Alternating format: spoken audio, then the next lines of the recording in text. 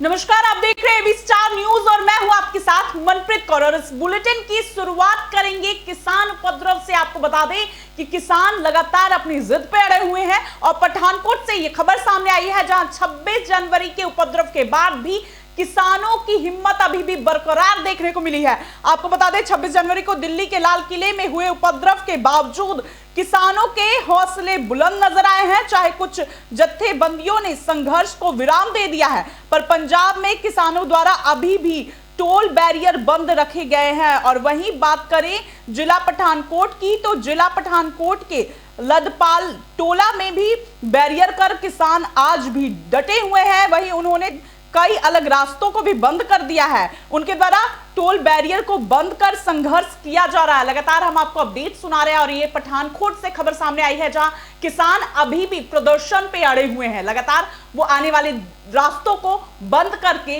बैठ के प्रदर्शन करते नजर आ रहे हैं। आपको बता दें 26 जनवरी के उपद्रव के बावजूद कई इलाकों से कई जत्थे वापस तो लौट चुके हैं, पर पंजाब से यह खबर सामने आई है जहां पठानकोट में अभी भी किसान प्रदर्शन पे अड़े हुए हैं। अभी भी किसान प्रदर्शन कर रहे हैं। प्रदर्शनकारियों के खिलाफ सरकार ने कई मुहिम भी चलाई है, जिसके बावजूद भी किसान अपनी जिद पे अड़े हुए हैं। अभी भी वो प्रदर्शन लगातार बरकरार रख रहे हैं। अपनी मांगों को लेकर अभी भी सरकार के खिलाफ नजर आ रहे हैं। और देखा जाए तो 26 जनवरी के उपद्रव के बाद लोगों में आक्रोश देखने को मिला है। अलग अलग जगहों से खबर सामने आई है जहां लोगों ने आक्रोश जताया है, क्योंकि लोकतंत्र की मृत्यु करने की कोशिश की गई, राष्ट्रीय ध्वज का अपमान किया गया, जिसके बाद लोगों में काफी आक्रोश देखने को मिला। उसके बाद किसानों के समर्थन में कई लोग वापस लौट चुके हैं। इसके बावजूद भी पंजाब में अभी भी लोगों के अंदर बवाल है। किसान अभी भी उपद्रव पे अड़े हुए हैं। अभी भी लोगों को आने जाने में परेशानी हो रही है, क्योंकि किसान जो है रास्ते में बैठकर अपनी मुहिम को लगातार चला रहे हैं। ਅਸੀਂ ਨੇ ਬਸ ਇਹੋ ਹੀ ਕਹਿਣਾ ਚਾਹੁੰਦੇ ਆ ਜੀ, ਸਾਰੇ ਵੀਰਾਂ ਨੂੰ ਵੀ, ਨੌਜਵਾਨਾਂ ਨੂੰ ਵੀ ਤੇ ਸਾਰੇ ਕਿਸਾਨ ਵੀਰਾਂ ਨੂੰ, ਸਾਡੇ ਲੀਡਰ ਸਾਹਿਬਾਨ ਵੀ ਇਹੋ ਹੀ ਬੇਨਤੀ ਕਰ ਰਹੇ ਆ ਤੇ ਸਾਰੇ ਜਿੰਨੇ ਜ਼ਿੰਮੇਵਾਰ ਬੰਦੇ ਸਾਡੀਆਂ ਮੀਟਿੰਗਾਂ 'ਚ ਵੀ ਅਸੀਂ ਹਰ ਵੀਰ ਨੂੰ, ਜ਼ਿੰਮੇਵਾਰ ਬੰਦੇ ਨੂੰ ਸਾਰੇ ਕਹਿੰਦੇ ਵੀ ਸਭ ਤੋਂ ਪਹਿਲਾਂ ਜਿਹੜੀ ਆਪਣਾ ਪਿਆਰ ਆ, ਸਾਈ ਭਾਂਜਗਾ, ਆਪਣਾ ਸਾਰਾ ਹਿੰਦੂ ਸਿੱਖ ਈਸਾਈ ਸਾਰੇ ਮੇਰੇ ਵੀਰ ਨੇ, ਸਾਰਿਆਂ ਨਾਲ ਇਹ ਸੰਘਰਸ਼ ਆ, ਸਾਰਿਆਂ ਨੂੰ ਨਾਲ ਲੈ ਕੇ ਚੱਲਣਾ ਤੇ ਚੱਲਦੇ ਆ ਤੇ ਚੱਲਦੇ ਲੈ ਕੇ ਵੀ ਚੱਲਾਂਗੇ। ਬਹੁਤ ਮੰਦਭਾਗਾ ਹੋਇਆ ਜੀ। ਕੋਈ ਕਿਸਾਨਾਂ ਦਾ ਰੋਲ ਨਹੀਂ ਹੈਗਾ। ਜਿਹੜੇ ਉੱਥੇ ਗਏ ਕੋਈ ਕਿਸਾਨ ਨਹੀਂ ਗਏ। ਇਹ ਉਹਨਾਂ ਦੇ ਬੀਜੇਪੀ ਦੇ ਬੰਦੇ ਨੇ, ਉੱਥੇ ਪੁਲਿਸ ਦੇ ਬੰਦੇ ਵੀ ਫੜੇ ਗਏ ਨੇ। ਉਹਨਾਂ ਸ਼ੀਸ਼ੇ ਭੰਦੇ ਬੱਸਾਂ ਦੇ ਫੜੇ ਗਏ ਨੇ। ਫਿਰ ਉਹ ਜਿਹੜੇ ਪੁਲਿਸ ਨੇ ਗੇਟ ਆਪ ਖੋਲ੍ਹੇ ਨੇ, ਬੀਜੇਪੀ ਦੇ ਬੰਦੇ ਅੰਦਰ ਗਏ ਨੇ ਜਾ ਕੇ ਉਹਨਾਂ ਨੇ ਆਪਣੇ ਬੰਦਿਆਂ ਕੋਲ ਝੰਡੇ ਚੜਵਾਏ ਨੇ। ਉਹ ਸਾਡੇ ਉਹੋ ਜਿਹੇ ਕੋਈ 2-4 ਜਵਾਨ ਨੌਜਵਾਨ ਹੋਣਗੇ ਜਿਨ੍ਹਾਂ ਨੂੰ ਕੋਈ ਰਸਤੇ ਦਾ ਪਤਾ ਨਹੀਂ ਤਾਂ ਨਾਲ ਲਾ ਕੇ ਲੈ ਗਏ ਨੇ। ਬਾਕੀ ਕਿਸਾਨ ਤੇ ਸ਼ਾਂਤਮਈ ਕਰਦੇ। ਜੇ ਕਿਸਾਨਾਂ ਨੇ ਇਦਾਂ ਕਰਨਾ ਹੁੰਦਾ ਤੇ ਜਿਸ ਵੇਲੇ ਰਾਜੇਵਾਲ ने कहा भाई उत्थे गड़बड़ हो गई आ। रुक करते अगली खबर की ओर। खबर गोंडा से है। आपको बता दें लगातार हम आपको अपडेट सुना रहे हैं कि एक तरफ स्वच्छता अभियान चलाया जाता है तो दूसरी तरफ का नजारा कुछ और ही देखने को मिलता है। सरेआम आम लोग स्वच्छता अभियान की धज्जियां उड़ाते नजर आते हैं। अस्पताल परिसर के बाहर गंदगी देखने को मिलती है। ये गोंडा से खबर सामने आई है जहां सरकार के करोड़ों रुपए खर्च करने के बाद भी महिला अस्पताल परिसर के अंदर कूड़े का अंबार देखने को मिला। आप विजुअल के माध्यम से देख सकते हैं कि किस तरह महिला अस्पताल के बाहर कूड़े का अंबार देखने को मिला। एक और स्वच्छता अभियान चलाया जाता है तो दूसरे ओर देखा जाए तो भारत के मिशन की धज्जियां उड़ाई जा रही हैं। सरकार के करोड़ों रुपए खर्च करने के बाद भी महिला अस्पताल परिसर के अंदर कूड़े का अंबार देखने को मिला। भारत मिशन का धज्जियां उड़ाया जा रहा है। भारत के सबसे गंदगियों के मामले में निचले पायदान में ऊपर करने की सरकार की मंशा आज पानी में फेर दी गई है।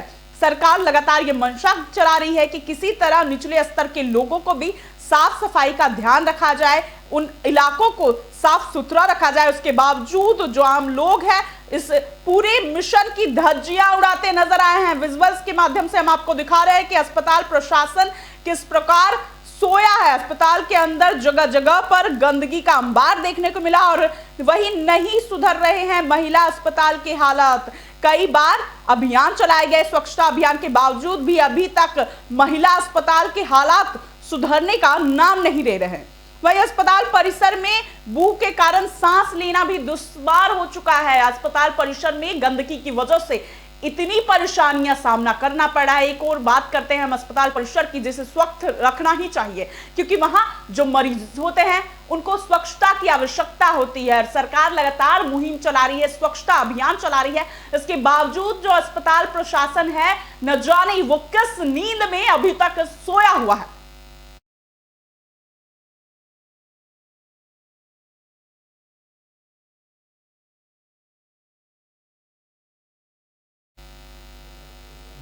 रुक करते हैं अगली खबर की ओर। खबर फर्रुखाबाद से है। यूपी के फर्रुखाबाद में मेरा राम नगरिया थाना का उद्घाटन किया गया। आपको बता दें, एक महीना लाखों की संख्या में करते हैं गंगा किनारे माघ स्नान। एक महीने तक लाखों की संख्या में लोग वहां आकर गंगा किनारे माघ स्नान करते हैं, इसलिए उसका आयोजन किया गया और नगरिया का उद्घाटन किया गया। मेरा राम नगरिया का उद्घाटन हो चुका है। एक महीने तक लाखों लोग वहां स्नान करने आते हैं। गंगा किनारे माघ स्नान की क्रिया होती है, जिसका अब उद्घाटन कर दिया गया है। उद्घाटन के दौरान कोविड नियमों की भी कई धज्जियां उड़ाई गई। इस कोविड नियमों की धज्जियां उड़ाते लोग नजर आए हैं। बड़ी संख्या में बच्चे और बुजुर्ग की दुर्घटना समारोह में शामिल हुए। इस समारोह में बच्चे और बुजुर्ग भी समारोह में शामिल हुए। मैंने इस दुर्घटना इसलिए कहा क्योंकि कोविड नियमों का अपमान किया जा रहा है। कोविड नियमों के तहत ये चलाया गया था नियम कि कम से कम लोग एक जगह एकत्रित हो सके। इसके बावजूद भी वहां ज्यादा से ज्यादा लोग एक ही जगह पे एकत्रित होते नजर आए। माना जाता है लाखों की संख्या में वहां गंगा किनारे स्नान करने लोग आते हैं और इसलिए उसका उद्घाटन करना आवश्यक होता है। पर दूसरी ओर बात की जाए कोविड की, तो कोविड के नियमों का उल्लंघन करते आमतौर पर लोग नजर आ रहे हैं, क्योंकि कई संख्या में वहां लोग मौजूद है गंगा किनारे स्नान करने की। और वो बच्चे और बुजुर्ग जो कोविड से सबसे ज्यादा संक्रमित होने की आशंका पाई जाती है, वो बच्चे और बुजुर्ग वहां एकत्रित हुए हैं। लाखों की संख्या में लोग गंगा किनारे स्नान करने के लिए एकत्रित हुए हैं। इसलिए कहा जा रहा है कि वहां कोविड की संख्या बढ़ सकती है।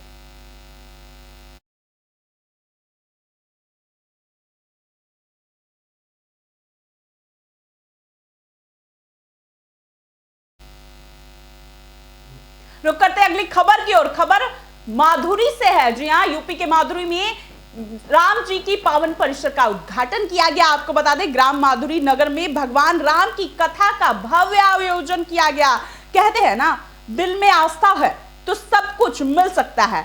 वही कहा जाता है कि भगवान को अगर सच्चे दिल से याद किया जाए तो वो सरेआम प्रकट हो जाते हैं हमारे दिल में, हमारी रूबरू, एक इंसान के स्वरूप में। ऐसा ही हुआ जिला बदायूं में, जहां ग्राम माधुरी नगला में भगवान राम की कथा का भव्य आयोजन हुआ। देखिए ये पूरी रिपोर्ट के माध्यम से हम आपको दिखा रहे हैं कि किस तरह ये भव्य आयोजन किया गया। तहसील में के ग्राम माधुरी नगला में समस्त ग्रामीणों ने ये पूरा आयोजन कराया। वही आपको बता दें कि इस कथा का, भगवान की कथा के साथ साथ भव्य झांकियां भी निकाली गई। श्री राम जी की भव्य कथा सुनाई गई, उसके बाद भव्य झांकियां भी निकाली गई जो आपके मन को मोह लेगी। वहीं शास्त्रीय संगीत का भी आयोजन किया गया। कई आयोजन के साथ, इस आस्था के साथ मिलकर लोगों ने ये भव्य आयोजन किया और इसीलिए ही हम सभी ग्रामीणों ने मिलकर भगवान की भव्य कथा का आयोजन किया। आपको बता दें, माधुरी में लोगों ने बड़ी ही आस्था के साथ श्री राम की पावन कथा सुनाई। उसके बाद भव्य झांकियां भी निकाली और वो झांकियां इतनी मनमोहक थी कि उसे देखकर लोग आश्चर्यचकित हो गए। वो कहते हैं ना, अगर भगवान को सच्चे दिल से याद किया जाए तो वो स्वयं आपके सामने रूबरू हो जाते हैं और ऐसा ही नजारा वो झांकियों के माध्यम से देखने को मिला।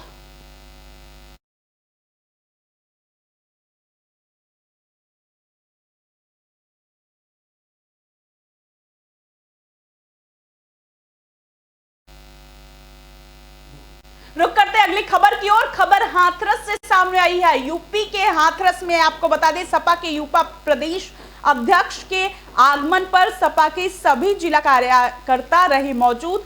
सभी जिला कार्यकर्ता वहां मौजूद रहे। वहीं प्रदेश अध्यक्ष ने कहा, सपा के सभी कार्यकर्ता किसानों के साथ हम साथ रहेंगे। उन्होंने किसानों के साथ समय के साथ आगे बढ़ने की उम्मीद जताई और उनका साथ देने की बात कही। वही सपा कार्यकर्ता पर प्रदेश अध्यक्ष का सपाइयों ने किया जोरदार स्वागत। सभी सपाइयों कार्यकर्ताओं ने उनका जोरदार स्वागत भी किया।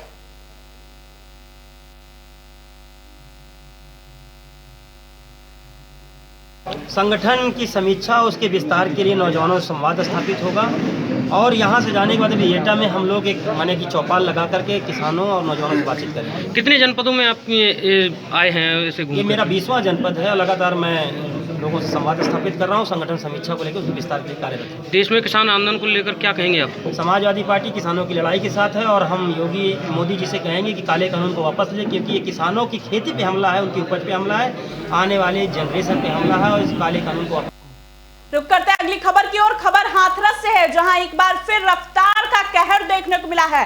रफ्तार का कहर इतना भयावह था कि वहां मौजूद लोग स्थाई पे ही मृत्यु हो जाती है, मौके वारदात पे ही उस व्यक्ति की मृत्यु हो जाती है। हाथरस से ये बड़ी खबर आपको बता दें, घने कोहरे के चलते ट्रक ने टाटा 407 गाड़ी की मार दी है जोरदार टक्कर, जिसमें 8 साल की बच्ची की दर्दनाक मौत हो गई। ये बड़ी खबर हाथरस से, जहां घने कोहरे की वजह से टाटा 407 गाड़ी ने जोरदार टक्कर मार दी, जिसमें 8 साल की मासूम बच्चे की मृत्यु हो गई है। वहीं टाटा 407 गाड़ी सवार एक ही परिवार के 5 सदस्यों में 8 साल की बच्ची की मौत हो गई।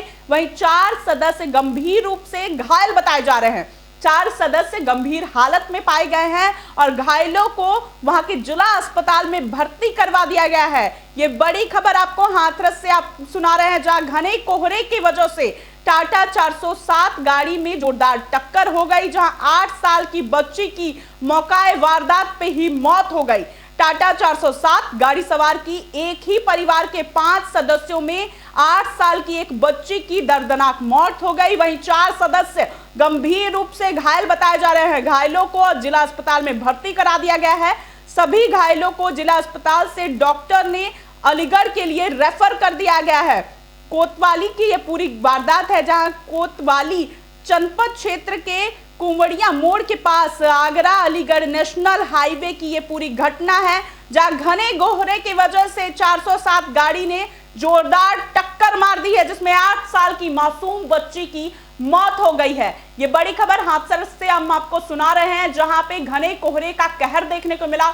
एक बार फिर से कहर के वजह से 8 साल की बच्ची की मौके वारदात पे ही मृत्यु हो गई। आपको बता दें, एक ही परिवार के 4 लोग घायल भी बताए जा रहे हैं। ये बड़ी खबर हाथरस से हम आपको लेके आज चल रहे हैं, जहां हाथरस में एक 8 साल की बच्ची की मौके वारदात पे ही मौत हो गई है।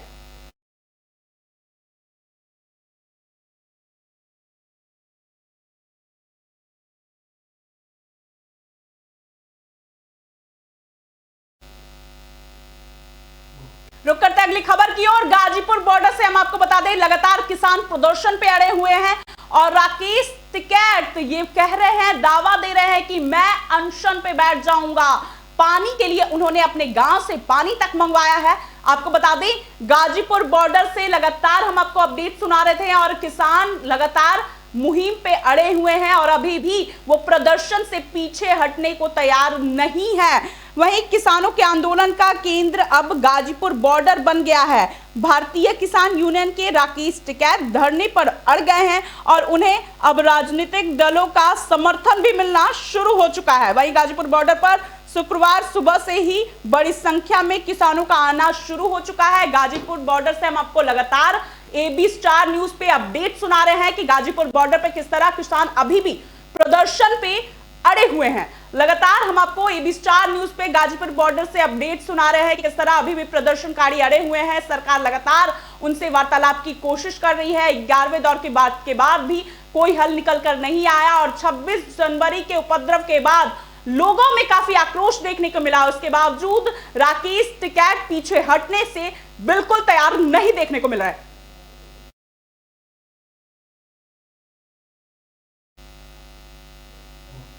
अभी के लिए इस बुलेटिन में इतना ही। जुड़े रहिए AB स्टार न्यूज के साथ।